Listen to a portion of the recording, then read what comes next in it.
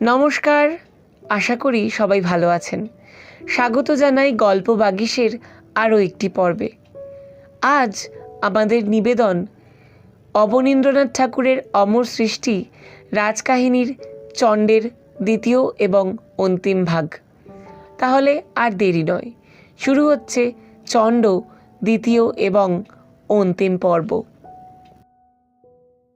ইতিমধ্যে হঠাৎ একদিন খবর এলো রঘুদেব মুকুলকে দেখতে নগরে আসছিলেন। হঠাৎ মারা পড়েছেন।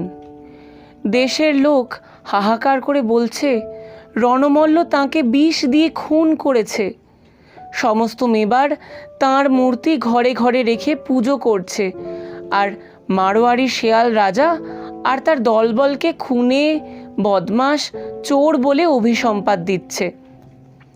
বুড়ি দাই রানীকে এসে বললে, এখনো যদি ভালো চাও তো চণ্ডজিকে খবর পাঠাও, নাহলে তোমার মুকুলের দশা কোন দিন রঘুদেওজির মতো হবে। কিন্তু খবর তাঁকে দেয় কে? যে চিঠি বইবে সে রণমল্লের লোক। আপনার লোক দিয়ে সে রাজ্যটা ভরিয়ে রেখেছে।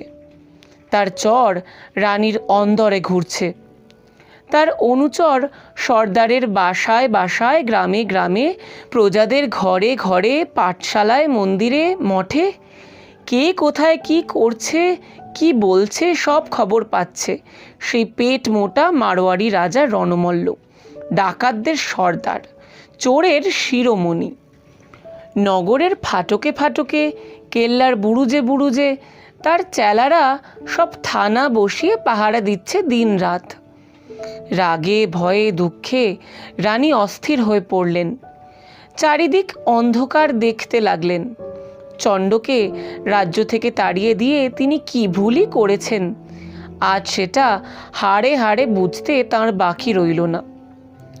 রানী বুড়ি দাইয়ের দু পা জড়িয়ে কাঁদতে কাঁদতে বললেন, হায়, আমার কি হবে?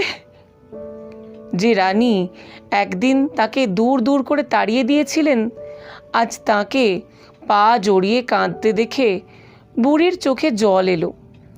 সে রানীকে শান্ত করে বললে, আমি খবর পাঠাবার ব্যবস্থা করছি, কিন্তু রানীমা তুমি খুব সাবধানে কাজ করবে, যেন আমাদের মনের কথা কেউ না জানতে পারে। তোমার বাপ শুনতে পেলে বড় বিপদ হবে। তার মুঠোর ভিতরে এখন সমস্ত রাজ্য। সে যদি গলা টিপে তোমার মুকুলকে মেরে ফেলে, তবে ভয় কেউ একটি কথাও বলবে না। রানীর সঙ্গে কথা ঠিক করে দাই যেখানে বুড়ো রণমল্লটা সন্ধেবেলা একটা ঘরে নিজের মতো একটা মোটা গেরদা ঠেস দিয়ে একরাশ মোহর গুনে গুনে চটের থলিতে ভরে ভরে রাখছেন, ঠিক বড় বাজারের মারোয়ারি এক একটা মহাজনের মতো, সেইখানে আস্তে আস্তে এসে উপস্থিত হলো। দাইকে হঠাৎ আসতে দেখে বুড়ো মোহরগুলো দুই থাবায় কোলের কাছে টেনে নিয়ে বললেন, তবে তবে অসময়ে কি মনে করে? আগে একটু সামান্য কাজ ছিল, যদি এখন ব্যস্ত থাকেন তো পরে আসব। রণমল্ল দাইকে ভয় করতেন। ঠিক দপ্তরখানার দপ্তরই যেমন তার মনিবকে ভয় করে, রাজ্যের সবাই রণমল্লের ভয়ে সারা, কিন্তু রণমল্ল কাঁপেন দাইয়ের ভয়ে। তাই তিনি তাড়াতাড়ি দাইকে বললেন, না না, আগে তোমার কাজটাই সেরে নি। দাই তখন বললে, আগে মুকুলজির একটু ফরমাস আছে, তার কবুতর পালবার শখ হয়েছে, তাই হুজুরের কাছে দরবার করতে এসেছি। মুকুলজি পায়রা ওড়াবেন বলেই বুড়ো হো হো করে খানিক হেসে বললেন, তা ভালো, এসব শখ ভালো, পায়রা ওড়ান, ছাগল পালুন, এতে আমার আপত্তি নেই। ঘোড়া চড়া, তলোয়ার খেলা এগুলো ছাড়লেই বাঁচি। রাজার ছেলে ওসব কেন? খান দান, ঘুড়ি ওড়ান, সুখে থাকুন। আর দাই বলে উঠল, আর রাজার ছেলের দাদামশাই বুড়ো মারোয়ারি সিংহাসনে বসে কেবল মোহরের তোড়া বাঁধুন। ঠিক বলেছ দাই, আমি তোমার ওপর খুশি আছি। মকুলকে তুমি এরকম পায়রা আর ঘুড়ি দিয়ে ভুলিয়ে রাখো আর 2 বছর, তারপর দেখা যাবে সিংহাসন আমার কাছ থেকে কেমন করে এরা কেড়ে নেয়। এই নাও। বলেই একটা মোহর বুড়ো অনেক কষ্টে থলি থেকে বের করে দাইয়ের হাতে দিতে গেলেন। দাই হাত জোর করে বলল, আপনার মোহর আপনার কাছেই থাক, মকুলজির কবুতর কেনবার পয়সার অভাব নেই। হ্যাঁ, তা কি আর আমি জানি নে, তার মায়ের হাতে অনেক টাকা আছে। তা যাও, তোমরাই তবে কবুতর জোড়ার দাম দিও। প্রজাদের খাজনা অনেক বাকি পড়েছে, এখন তো আমার হাতে একটি পয়সাও নেই। বলেই বুড়ো আবার টাকা গুনতে লাগলেন। দাই একটা মস্ত সেলাম করে সেখান থেকে চলে গেল। কেল্লার ছাদের এক কোণে পাথরের একটা টানা বারান্দায় কার্নিশ খানিক ছায়া ফেলেছে। তারই তলায় একটি বাঁশের খাঁচায় 2টি পায়রা সকালবেলার দিকে চেয়ে গলা ফুলিয়ে চুপটি করে বসে আছে। এখনই মকুল এসে খাঁচাটি খুলে আকাশের আলোর মাঝে তাদের ছেড়ে দেবে। এই আনন্দে তাদের সাদা রঙের ডানা দুটি থেকে থেকে উলসে উঠছে। এমন সময় মহারানীর সঙ্গে দাই এসে পায়রা দুটির ডানার নিচে 2খানি ছোট চিঠি বেঁধে দিয়ে আস্তে আস্তে আবার খাঁচার দরজাটি বন্ধ করে চলে গেল। তখনও সূর্যের আলো পৃথিবীতে এসে পড়েনি। রাজকুমার মকুল নরম বালিশের উপরে মাথাটি রেখে একটি হাত পূবের জানলার দিকে ছড়িয়ে দিয়ে ঘুমিয়ে আছে মুঠোর একটা কাগজ ধরে। রানী এসে তার ঘুম ভাঙিয়ে কোলে করে দাইয়ের কাছে দিয়ে বললেন, তুই এখনো ঘুমোচ্ছিস? বেলা হয়েছে, কখন আর তোর দাদার কাছে পায়রার গলায় চিঠি বেঁধে পাঠাবি? মকুল কোনো কথা না বলে দাইকে টানতে টানতে এক ছুটে ছাদে এসে উপস্থিত হলো। দাই হাঁপাতে হাঁপাতে বলল, কই মকুলজি, তুমি যে বলেছিলে চিঠি লিখে রাখবে, তা কই? মকুল হাতের মুঠো খুলে দেখালে সেই হিজিবিজি লেখা কাগজখানি। দাই কাগজটি এপিঠ ওপিঠ উল্টে পাল্টে বললে, বহুত আচ্ছা চিঠি, পড়ো তো শুনি কুমার সাহেব কি লিখেছে। মকুল জানতো কেমন করে চিঠি পড়তে হয়, তাই সে গম্ভীর হয়ে আরম্ভ করলে, দাদা, আমি তোমার ছোট ভাই, তোমার জন্য কাঁদছি, একবার এসো, খুব খেলা হবে। কবুতর 2টো চিঠি নিয়ে যাচ্ছে, জবাব দিও। এদের ছানা হলে তোমায় একটা দেব। আমি খুব ভালো আছি। ইতি মকুল, তোমার ছোট ভাই। পু, মা আর দাই তোমার জন্য খালি কাঁদে। চিঠি যেমন হতে হয় বলেই দাই কাগজখানা নিয়ে বেশ করে মুড়ে বললে, তবে এখন কোন দাদাকে চিঠি পাঠাতে চাও বলো। এইবার মকুল মুশকিলে পড়ল। বড় দাদা আর ছোট দাদা, 2 দাদার মধ্যে বেছে নেওয়া তার পক্ষে শক্ত হলো। দুজনকেই সে সমান ভালোবাসে, দুজনকেই সে চিঠি লিখে ডেকে পাঠাতে চায়। কিন্তু হায়, চিঠি তার একখানি বই নেই। ভাবনায় তার মুখ শুকিয়ে গেল। তখন রানী আস্তে আস্তে তাকে কোলের কাছে টেনে নিয়ে বললেন, এক কাজ কর, 8খানা চিঠি বড় দাদাকে আর 8খানা ছোট দাদাকে পাঠিয়ে দে। তাই হলো। প্রথম টুকরো ছোট দাদার আর বাকিটুকু বড় দাদার জন্যে ছিঁড়ে মকুল দাইয়ের হাতে দিল। সাদা ডানা 2 পায়রা সেই 2 টুকরো কাগজ গলায় বেঁধে আকাশে উড়ল। ডানার তলায় লুকোনো রইল তাদের মহাবিপদ থেকে উদ্ধার করার জন্যে চণ্ডের কাছে রানী আর দাইয়ের 2খানি চিঠি। সোনা মাখানো মেঘের উপর দিয়ে উড়ে চলেছে 2টি পাখি, ছোট বড় দুজনের ডাক বয়ে। সূর্যের আভা আকাশ রাঙিয়ে তাদের দুজোড়া ডানার পালকে এসে ঠেকছে, সাদা পালে হাওয়ার মতো।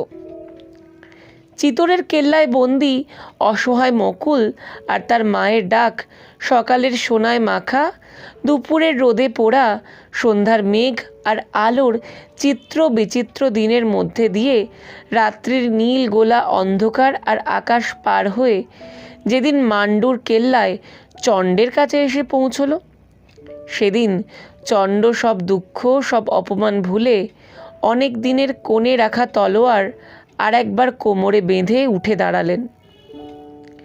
আজ 3 দিন ধরে একটা প্রকাণ্ড ঝড় রাজস্থানের উপর দিয়ে বয়ে চলেছে। তারই মধ্যে একবার সকালে সন্ধ্যায় সূর্যদেব দেখা দিচ্ছেন রক্তমূর্তি। চণ্ড যখন চিতোর ছেড়ে চলে আসেন তখন 300 ভিল তাঁর সঙ্গে তীরধনুক নিয়ে বেরিয়ে এসেছিল। আজ তারা চণ্ডের হুকুম নিয়ে চিতোরে আবার ফিরছে, ঝড় জল বিদ্যুতের মধ্যে দিয়ে। চিতোর থেকে খানিকটা দূরে গোসুন্দনগর, পাহাড়ের উপর একটা মজবুত কেল্লা আর তাকেই ঘিরে ছোট ছোট বাড়ি। পাহাড়ের নিচে অনেকখানি ঘন ঘন, তার মধ্যে দিয়ে ছোট ছোট নদী বয়ে চলেছে। এই বনে চণ্ড তার দলবল নিয়ে লুকিয়ে রইলেন। কথা ঠিক হলো যে মহারানী সুন্দেশ্বরীর পুজো দেবার ছল করে মুকুলজিকে নিয়ে এখানে এসে দেওয়ালির দিন চণ্ডের সঙ্গে মিলবেন। এদিকে চণ্ডের অনুচর যত ভিল মেবারের গ্রামে গ্রামে ঘুরে রটিয়ে দিয়েছে, রণমল্ল মুকুলজিকে মেরে ফেলেছে। লোকে সব গ্রামে গ্রামে মাঠে ঘাটে এইসব গুজব শুনে একেবারে ক্ষেপে লাঠি তলোয়ার তীর ধনুক নিয়ে চিতোরের দিকে দল বেঁধে চলেছে। যদি এ কথা সত্যি হয় তবে সেই পেট মোটা মারোয়ারের রাজা রণমল্লকে আর আস্ত রাখবে না। রণমল্ল এই খবর পেয়ে কাঁপছেন, কি উপায় করবেন ভেবে পাচ্ছেন না। সেই সময় একদিন দাই এসে তাকে বললে, হুজুরের মেজাজ ভালো বোধ হচ্ছে না। একটা খবর শুনে আমারও তো ভয় গা কাঁপছে। শুনছেন, দেশের লোক তাদের রানা মুকুলকে দেখবার জন্যে লাঠি সোটা নিয়ে এদিকেই আসছে। রণমল্ল খবরটা খুব ভালো করেই শুনেছিলেন, তবু দাইকে ধমকে বললেন, যাও যাও, মারোয়ারের রাজা আর মেবারের এখনকার সর্বেসর্বা দুগাছা লাঠির ভয় কাঁপে না। আর কিছু খবর থাকে তো বলো। দাই তখন চুপি চুপি বললে, এবারে যে দল আসছে বড় শক্ত দল। মেবারের রাজপুতকে আপনি চেনেন না। এই বেলা যা হয় উপায় করুন। রণমল্ল মনে ভয় কিন্তু মুখে সাহস দেখিয়ে বলে উঠলেন, কি উপায় করতে হবে শুনি। দাই বললে, মুকুলজিকে একবার গ্রামে গ্রামে শিকার খেলবার জন্যে পাঠিয়ে দিন। লোকে দেখুন তাদের রানা বেশ সুখে বেঁচে আছে আর খেলে বেড়াচ্ছে। তাহলেই তারা ঠান্ডা হবে আর আপনাকে বিরক্ত করতে আসবে না। রণমল্ল খানিক গম্ভীর হয়ে থেকে বললেন, মন্দ পরামর্শ নয়, কিন্তু হাতিয়ার বেঁধে গ্রামে গ্রামে শিকার খেলে বেড়ানো তো হতে পারে না। শিকার থেকে লড়াই বাঁধতে কতক্ষণ? অন্য কিছু উপায় থাকে তো বলো। তবে রানীমা আর মুকুলজিকে পালকি চড়িয়ে গ্রামে গ্রামে দেবতাদের পুজো দেবার জন্যে পাঠিয়ে দিন, কাজ একই হবে। এই পরামর্শটা রণমল্লের মনোমত হলো। দাই রানীকে আর মুকুলজিকে পালকিতে চড়িয়ে চিতোরের কেল্লা পার করে দিয়ে এলো। যাবার সময় মুকুল বললে, দাইমা তুমি যাবে না? না জি, বাঘ ধরবার সেই ফাঁদটা শেষ করে তবে আমি তোমার কাছে যাব বলেই দাই চিতোরের কেল্লায় ফিরে এলো। গোসুন্দনগরে দেওয়ালির আজ ভারী ধুম। মহারানী রানাজিকে নিয়ে কেল্লায় এসেছেন। খুব ঘটা করে আজ সুন্দেশ্বরীর পুজো দেওয়া হবে। ঘরে ঘরে আজ প্রজারা পিদিম জ্বালিয়েছে। রাস্তায় রাস্তায় দোকানিরা ঝাড়, লণ্ঠন, ছবি, আয়না দিয়ে দোকান সাজিয়ে বসে লোকের গায়ে কেবল গোলাপ জলের পিচকিরি দিচ্ছে। শহরের ছেলেগুলো রাস্তার মাঝে তুবড়ি পুড়িয়ে ছুঁচো বাজি ছেড়ে মুকুলজির সঙ্গে যেসব ঘোড়সাওয়ার এসেছে তাদের ঘোড়াগুলোকে খেপিয়ে দিয়ে তামাশা দেখছে। ছেলে বুড়ো সবাই মিলে হাউই উড়িয়ে, চড়কি ঘুরিয়ে, ফুলঝুরি, রংমশাল, দোদমা, বোমা, ভুই পটকা, চিনে পটকা খুব খানিকটা আমোদ করে নিচ্ছে। মুকুলের আজ আনন্দের সীমা নেই। এক সোনার সাজ পরা কালো ঘোড়ায় চড়ে তিনি শহরময় ঘুরে ঘুরে দেওয়ালির আলো দেখছেন।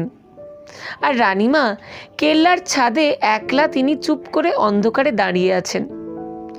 যত রাত বাড়ছে ততই তার মনে হচ্ছে চণ্ড বুঝি এলেন না। আজ যে এই গোসুন্দ নগরে দেওয়ালির রাতে তার দলবল নিয়ে আসবার কথা, কিন্তু কই, দেখতে দেখতে শহরের আলো নিভে এলো। মুকুল তার ঘোড়া ফিরিয়ে কেল্লায় এলেন, কিন্তু চণ্ডের আসবার কোনো লক্ষণ নেই। এই রাত্রের মধ্যে তাঁদের চিতরে ফিরতে হবে, আর তো সময় নেই। রানী অন্ধকার আকাশের দিকে চেয়ে কাঁদতে লাগলেন। দুই চোখের জল তাঁর বুকের কাপড় ভিজিয়ে দিতে লাগলো।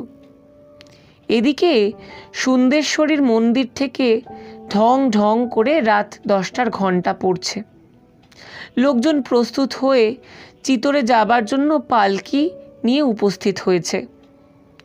মুকুল রানীকে ডাকছেন যাবার জন্যে, কিন্তু রানীর পা আর উঠছে না। তার বুকের ভিতরে যেন হাতুড়ির ঘা দিয়ে অন্ধকারের ঘণ্টা বাজছে। 1, 2, 3, 4। রাত 10টার ঘণ্টা বেজে থেমেছে। অন্ধকার আকাশ বাতাস তারই শব্দের নেশায় এখনো রিরি করে কাঁপছে। ঠিক সেই সময় পাহাড়ের নিচে বনের মাঝ দিয়ে 10টা হাউই আগুনের সাপের মতো ফোঁস করে ফনা ধরে আকাশে উঠে দপ করে আলোর ফুল হয়ে আকাশময় ছিটিয়ে পড়ল। আলোয় চারিদিক দিন হয়ে গেছে। শহরের লোক আশ্চর্য বাজি দেখতে হই হই করে রাস্তায়, ছাদে যে যেখানে পেরেছে বেরিয়ে এসেছে। রানী মুকুলের হাত ধরে বললেন, সময় হয়েছে, আর দেরি না, চলো। মুকুলের ইচ্ছা আরও খানিকটা ছাদে দাঁড়িয়ে বাজি দেখবেন, কিন্তু রানী তাকে জোর করে ধরে পালকিতে ওঠালেন। আকাশের হাউই তাঁদের মাথার উপরের লাল আলোর পুষ্প বৃষ্টি করে অন্ধকারে মিলিয়ে গেল। মুকুল পালকি থেকে আবার কখন হাউই ওঠে দেখবার জন্য মুখ বাড়িয়ে বসে রইলেন, কিন্তু আকাশ যে অন্ধকার, সেই অন্ধকারই রইল। মুকুল রাত্রির মধ্যে অনেকক্ষণ চেয়ে থেকে ঘুমিয়ে পড়েছেন। রানীর পালকি নির্জন মাঠের পথে আস্তে আস্তে চলেছে। মাটির উপরে 8টা পালকি বেহারার খসখস পায়ের শব্দ ছাড়া আর কোনো দিক থেকে কোনো শব্দ রানীর কানে আসছে না। রানী অন্ধকারের মধ্যে মুখ বাড়িয়ে চেয়ে রয়েছেন। একবার মনে হলো যেন একদল লোক খুব দূরে ঘোড়া ছুটিয়ে বেরিয়ে গেল। একবার দেখলেন যেন রাস্তার ধারে একজনকে বল্লম হাতে চুপ করে দাঁড়িয়ে। পালকি কাছে আসতেই অন্ধকারে মিলিয়ে গেল। গোসুন্দ নগরে সেই 10টার তারাবাজি দেখে রানী চণ্ড এসেছেন বুঝেছিলেন। তারপর থেকে কিন্তু চণ্ডকে স্পষ্ট করে দেখা এখনও তার ঘটে ওঠেনি। চণ্ড যে তার কাছাকাছি আছেন সেটা কেবল এই ছায়া ছায়া রকম দেখছিলেন। রাত গভীর। পালকি চিতরের কাছাকাছি এসে পড়েছে। দূর থেকে কেল্লার দেওয়াল আকাশের গায়ে কালো স্পষ্ট দেখা যাচ্ছে। পাহাড় বেয়ে রানীর পালকি কেল্লার ফটকের দিকে উঠে চলল, কিন্তু তখনও চণ্ডের কোনো দেখা নেই। ঘোড়ার পায়ের শব্দ কি তলোয়ারের ঝনঝন কিছুই শোনা যাচ্ছে না। রানীর বুক কাঁপছে।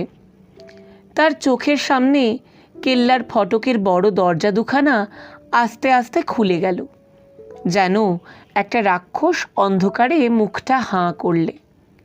তারপর আস্তে আস্তে রানীর পালকি কেল্লার মধ্যে ঢুকল। রানী একবার পালকি থেকে মুখ ঝুঁকিয়ে পেছনের দিকে দেখলেন। ফটকের সামনে একদল ঘোর সাওয়ার খোলা তলোয়ার মাথায় ঠেকিয়ে তার সঙ্গে কেল্লায় প্রবেশ করলে। তাদের সর্দার প্রকাণ্ড এক কালো ঘোড়ায়, মাথা থেকে পা পর্যন্ত কালো সাজ। নিমেষের মধ্যে এই ছবিটা রানী দেখতে পেলেন। চণ্ডকে চিনতে তাঁর বাকি রইল না। তারপর জয় মুকুলজি কি জয়, জয় চণ্ডজি কি জয় শব্দে আকাশ কাঁপিয়ে উঠল। অমনি চিতরে ছোট বড় ছেলে বুড়ো তলোয়ার খুলে রাজপথে রানীর পালকির চারিদিকে ঘিরে নিয়ে রাজবাড়ির দিকে চলল। যত মারোয়ারি যারা এত বুক ফুলিয়ে রাজাগিরি ফলাচ্ছিল, সব আজ চণ্ডের নাম শুনেই ইঁদুরের গর্তে গিয়ে লুকোলো। কারও এমন সাহস হলো না যে রণমল্লকে গিয়ে খবরটা দেয়। আর খবর দিয়েই বা কী হবে? দেওয়ালির রাতে খুব করে সিদ্ধি খেয়ে রণমল্ল খাটিয়ায় পড়ে নাক ডাকাচ্ছেন। দাই একগাছি মোটা দড়ি দিয়ে খাটিয়ার সঙ্গে তাকে আচ্ছা করে বেঁধে ছাদের উপর থেকে তামাশা দেখতে লাগলো।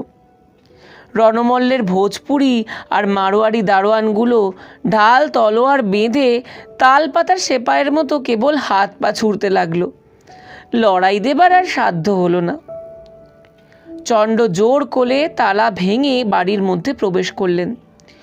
গোলমালে রণমল্ল জেগে উঠে দেখেন তার চারিদিকে খোলা তলোয়ার, নিজের হাত পা বাঁধা। তাঁর সাহসও ছিল জোর। হাজার হোক তিনি মারোয়ারের রাজা, আর তলোয়ার দেখে তাঁরও সিদ্ধির ঘোর খেটে গেছে। তিনি পিঠে বাঁধা খাটিয়াখানা শুদ্ধ দাঁড়িয়ে উঠে চণ্ডকে বললেন, আমার বাঁধন খুলে দাও, তারপর দেখা যাবে কে জেতে কে হারে। তুমি বীর রাজা ছেলে, আমিও একটা দেশের রাজা।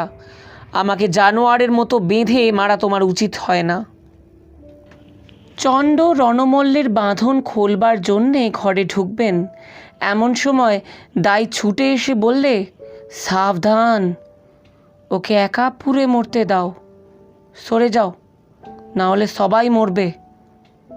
দুম করে একটা ভয়ঙ্কর আওয়াজ হয়ে ঘরের কোণে একরাশ বারুদ জ্বলে উঠল।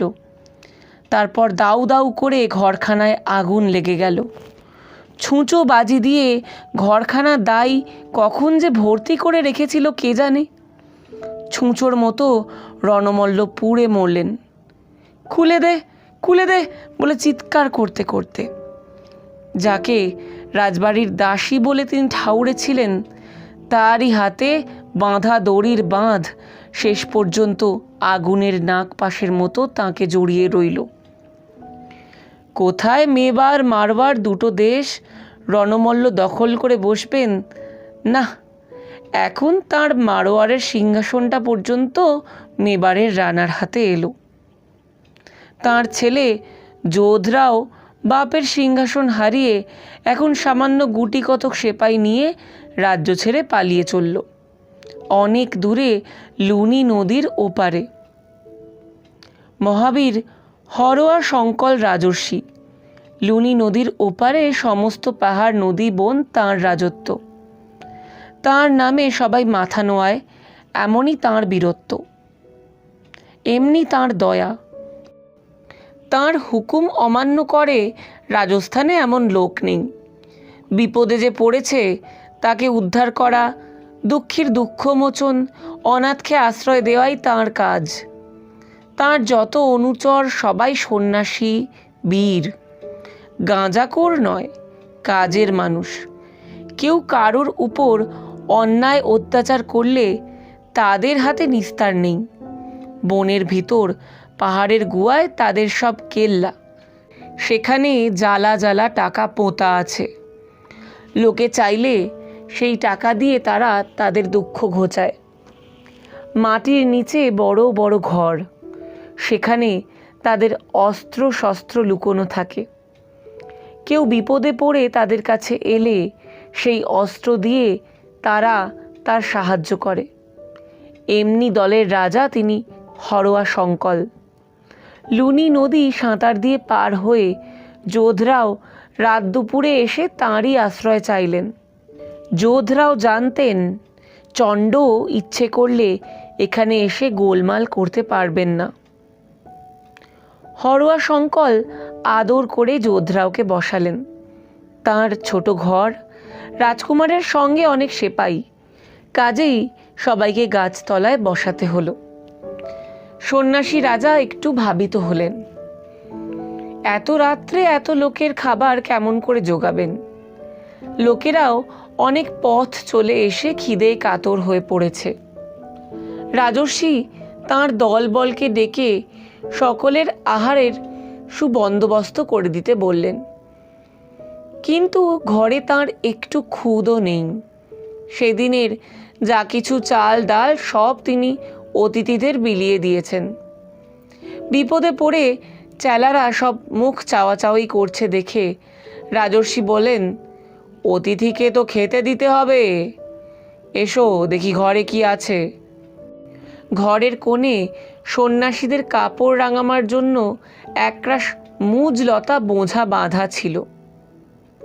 রাজর্ষি সেইগুলো দেখিয়ে বললেন, যাও এইগুলো রেঁধে আনো।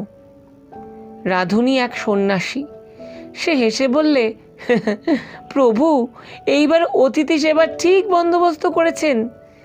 যে মুখে ঠাকুরের ভোগ খাবে সেই মুখে কাল সকালে দেশে ফিরে কাউকে এবার আর ঠাকুরের অতিথি সেবার নিন্দে করতে হবে না। এইবার ঠিক হয়েছে। রাজর্ষি হেসে বললেন, আজ আমি নিজের হাতে রাঁধব, তোমাদের সবাইকে নিয়ে একসঙ্গে খাওয়া হবে। নিমন্ত্রণ করছি, সব চেলাদের ডাক দাও। গাছের তলায় আগুন জ্বালিয়ে রান্না শুরু হলো। রান্নার গন্ধে বোন আমোদ করলে, কিন্তু তরকারি দেখে অবধি চেলাদের আজ আর মোটেই খিদে নেই। যদিও সকালে এক এক মুঠো ছোলা ছাড়া এ পর্যন্ত কারুর পেটে কিছু পড়েনি, কিন্তু প্রভুর নিমন্ত্রণ কারো অগ্রাহ্য করার জো নেই। রান্না শেষ হলে সবাই অতিথিদের জন্যে পাতা পেরে অপেক্ষা করতে লাগলো। আগে যোধরাও আর তার লোকজনদের মোটা আটার রুটি আর মুজলতার সেই তরকারি খাইয়ে রাজর্ষি সব চেলাদের নিয়ে খেতে বসলেন। কেবল সেই রাঁধুনি চেলাকে অনেক ডাকাডাকি করেও কেউ আনতে পারলে না। সে কম্বল মুড়ি দিয়ে জঙ্গলের কোনখানে যে লুকিয়ে রইল তার আর সারা শব্দ পাওয়া গেল না। খাওয়া শেষ হলে সবাই রাজর্ষির রাঁধা তরকারির সুখ্যাতি করতে করতে যে যার জায়গায় শুতে গেল। মুদশাঁকের এমন যে রান্না হয় তারা কেউ জানতো না। এবার থেকে রোজ এই তরকারি দিয়ে তারা রুটি খাবে, এইসব বলা বলি করছে। এমন সময় সেই রাঁধুনি এসে উপস্থিত। সবার মুখে তরকারির তারিফ শুনে আর তার আফসোসের সীমা রইল না। সে ভেবেছিল ওই রং করবার পাতাগুলো খেয়ে সবাই মাথা ঘুরে মরবে, কিন্তু দেখলে সবাই দিব্যি পেট ভরিয়ে আরামে কম্বল মুড়ি দিয়ে ঘুমোতে লেগেছে। কেবল শীতের রাতে খিদের জ্বালায় সেই মরছে কেঁপে। শীতের রাত সহজে কাটতে চায় না। রাঁধুনি ঠাকুরটিকে অনেক যন্ত্রণা দিয়ে তবে সে রাত পোহালো। সকালে উঠে সে একখানা কুড়াল নিয়ে রান্নার কাঠ কাটতে চলেছে, এমন সময় একজন বুড়ো মারোয়ারি সেপাইয়ের সঙ্গে দেখা। পাহাড়ের ঝর্ণার ধারে সে হাত মুখ ধুচ্ছে। তার দাড়ি গোঁফ সব লাল রঙের ছোপ পড়া। কাল সন্ধ্যায় যার দাড়ি ছিল সাদা আজ লাল হয়ে গেল।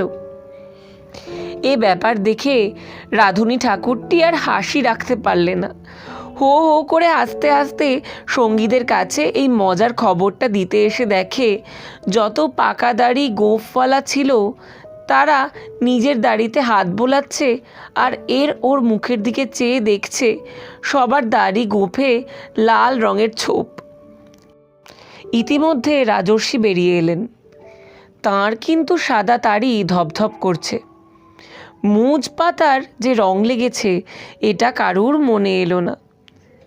দাড়িতে রক্ত কোথা থেকে লাগলো এই ভেবে সবার যখন মুখ শুকিয়ে এসেছে তখন রাজর্ষি সবাইকে অভয় দিলেন, নির্ভয়ে থাকো, তোমাদের সুখের সূর্য উদয় হতে আর দেরি নেই।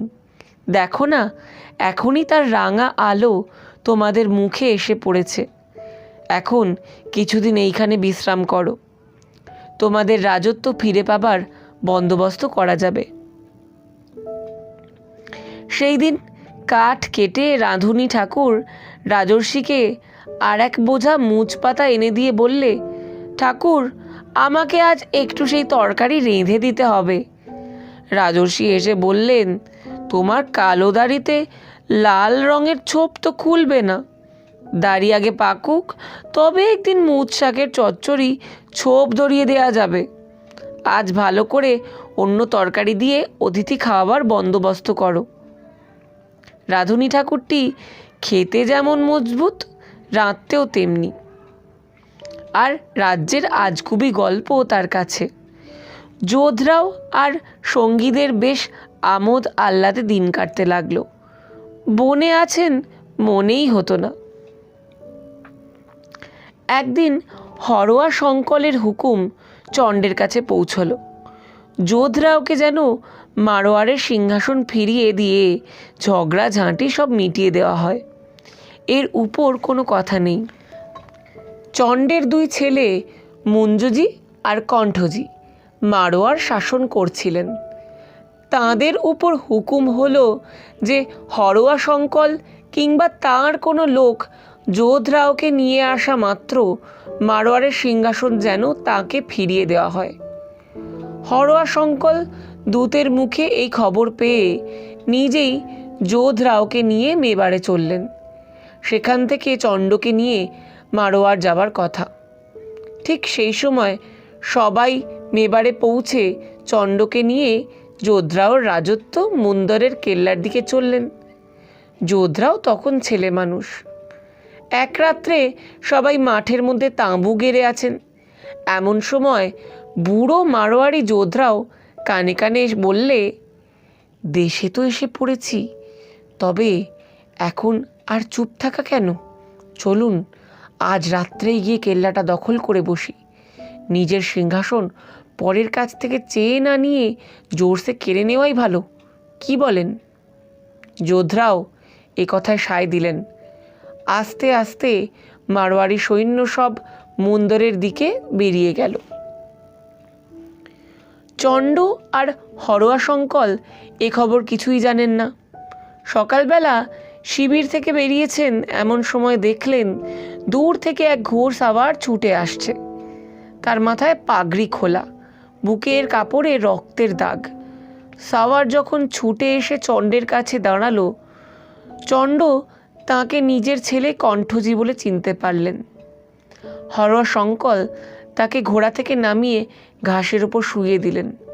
অমনি কণ্ঠজির প্রাণ বেরিয়ে গেল। কে তাকে এমন করে মারল এই দেখবার জন্যে তারা এদিক ওদিক দেখছেন।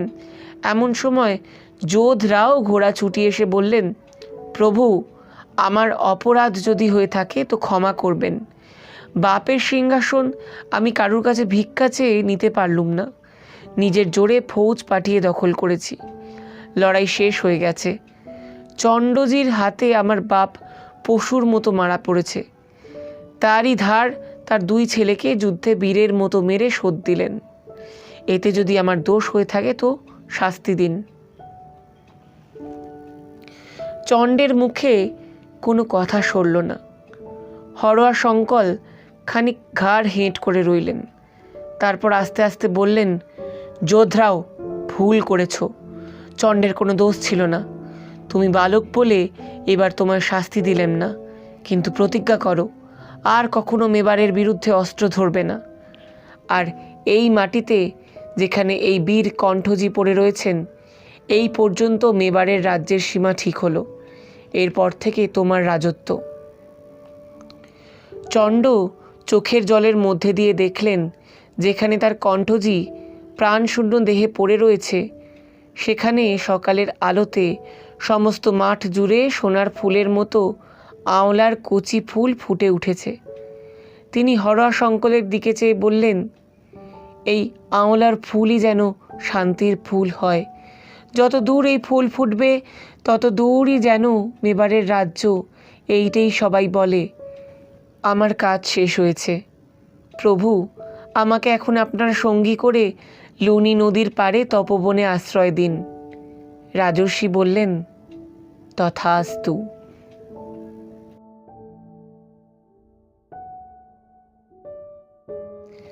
তো কেমন লাগলো আজকের পর্ব জানান কমেন্টের মাধ্যমে। আর ভালো লাগলে লাইক করে এবং চ্যানেলটি সাবস্ক্রাইব করে আমাদের সঙ্গে থাকবেন। দেখা হচ্ছে পরের পর্বে। ততক্ষণ সবাই ভালো থাকবেন, সুস্থ থাকবেন আর আনন্দে থাকবেন।